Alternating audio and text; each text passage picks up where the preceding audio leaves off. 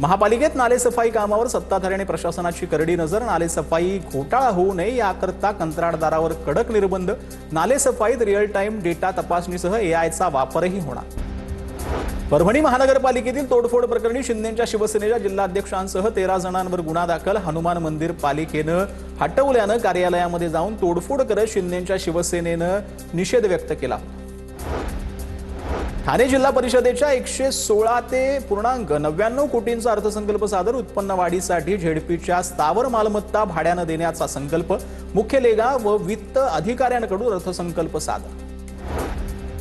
Petrol diesel संपणार असल्याच्या social मीडियावरील अफवेनं Karmala शहरातील पेट्रोल पंपावर वाहनधारकांची गर्दी। तर नागरिकांनी कोणत्याही अफवांवर विश्वास ठेवू नये, प्रशासनाचं आवाहन। पेट्रोल डिझेलचा साठा संपल्यानं नांदेड शहरातील काही पेट्रोल पंप बंद। पेट्रोल डिझेल खरेदीसाठी पंपावर वाहनधारकांची लांबच लांब रांग। आखाती देशातील युद्धामुळे इंधन वाहतुकीवर परिणाम। नांदेडच्या बारड येथील पेट्रोल पंपावर वाहनधारकांची पेट्रोल भरण्यासाठी गर्दी। पेट्रोल पंपावर कुठलाही अनुचित प्रकार जो आहे तो घडू नये यासाठी पोलिसांचा पंपावर पहारा।